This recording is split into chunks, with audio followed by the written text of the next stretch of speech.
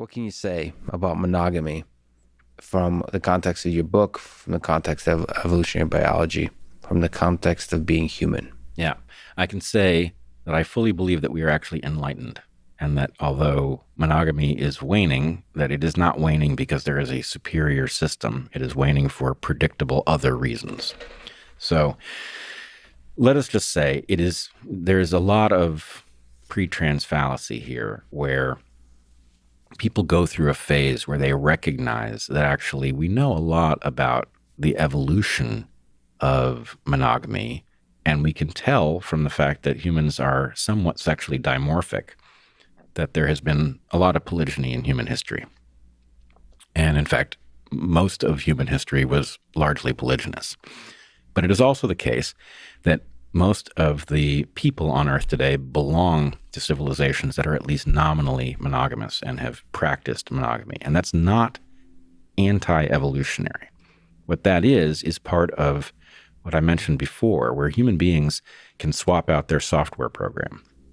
And different mating patterns are favored in different periods of history. So I would argue that the benefit of monogamy, the primary one that drives the evolution of monogamous patterns in humans, is that it brings all adults into child rearing. Now, the reason that matters is because human babies are very labor intensive. In order to raise them properly, having two parents is a huge asset, and having more than two parents, having an extended family, also very important. But what that means is that for a population that is expanding, a monogamous mating system makes sense. It makes sense because it means that the number of offspring that can be raised is elevated. It's elevated because all potential parents are involved in parenting. Whereas if you sideline a bunch of males by having a polygynous system in which one male has many females, which is typically the way that works, what you do is you sideline all those males, which means the total amount of parental effort is lower and the population can't grow. So what I'm arguing is that you should expect to see populations that face the possibility of expansion endorse monogamy. And at the point that they have reached carrying capacity, you should expect to see polygyny break back out. And what we are seeing is a kind of false sophistication around polyamory, which will end up breaking down into polygyny, which will not be in the interests of most people. Really, the only people whose interests it could be argued to be in would be the very small number of males at the top who have many partners, and everybody else suffers. Let's suppose you were in a position to be one of those males at the top of a polygynous system. We both know why that would be rewarding, right? But we also both recognize... Do we? Yeah, sure. Lots of sex? Yeah. Okay, what else? Lots of sex and lots of variety, right? So, look, every red-blooded American/Russian male can understand why that's appealing, right? On the other hand, it is up against an alternative, which is having a partner with whom one is bonded especially closely, right? Right. And AKA love. Right. Well, I don't want to straw man the polygyny position. Obviously, polygyny is complex, and there's nothing that stops a man, presumably, from loving multiple partners and from them loving him back. But in terms of, if love is your thing, there's a question about, okay, what is the quality of love if it is divided over multiple partners, right? And what is the net consequence for love in a society when multiple people will be frozen out for every individual male, in this case, who has it? And what I would argue is, and this is weird to even talk about, but this is partially me just talking from personal experience. I think there actually is a monogamy program in us, and it's not automatic. But if you take it seriously, you can find it. And frankly, marriage, and it doesn't have to be marriage, but whatever it is that results in a lifelong bond with a partner, has gotten a very bad rap. It's the butt of too many jokes. But the truth is, it's hugely rewarding. It's not easy.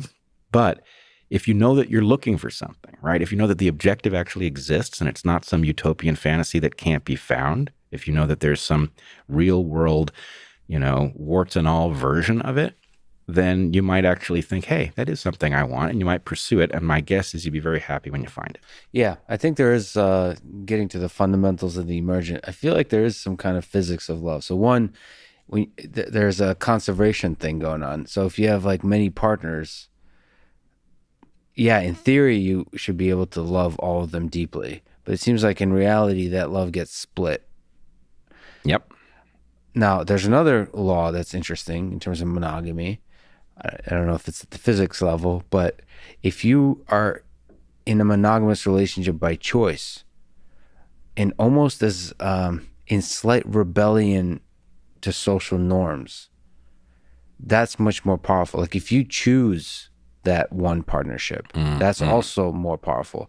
If like everybody's in a monogamy, there's this pressure to be married and this pressure of society, that's different because that's almost like a constraint on your freedom that is enforced by something other than your own ideals. It's by somebody else.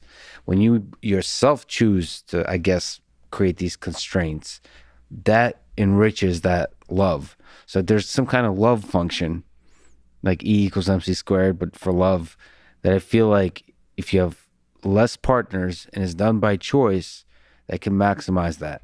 And that love can transcend the biology, transcend the evolutionary biology forces that have to do much more with survival and all those kinds of things.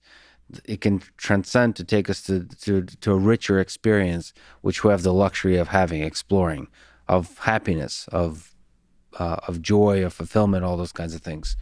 Totally agree with this. And there's no question that by choice, when there are other choices, imbues it with meaning that it might not otherwise have. I would also say, I'm really struck by, and I have a hard time not feeling terrible sadness over what younger people are coming to think about this topic. I think they're missing something so important and so hard to phrase that, and they don't even know that they're missing it. They might know that they're unhappy, but they don't understand what it is they're even looking for because nobody's really been honest with them about what their choices are. And I have to say, if I was a young person or if I was advising a young person, which I used to do, again, a million years ago when I was a college professor 4 years ago, but I used to, talk to students. I knew my students really well, and they would ask questions about this, and they were always curious because Heather and I seemed to have a good relationship, and many of them knew both of us. So they would talk to us about this. If I was advising somebody, I would say, do not bypass the possibility that what you are supposed to do is find somebody worthy, somebody who can handle it, somebody who you are compatible with, and that you don't have to be perfectly compatible. It's not about dating until you find the one. It's about finding somebody whose underlying values and viewpoint are complementary to yours, sufficient that you fall in love. If you find that person, opt out together. Get out of this damn system that's telling you what's sophisticated to think about love and romance and sex. Ignore it together, right? That's the key. And I believe you'll end up laughing in the end if you do it. You'll discover, wow, that's a hellscape that I opted out of. And this thing I opted into, complicated, difficult, worth it. Nothing that's worth it is ever not difficult. So we should even just skip the whole statement about difficult. Yeah. No, right. I want to be honest. It's not like, oh, it's nonstop joy. No, it's freaking complex, but worth it. No question in my mind.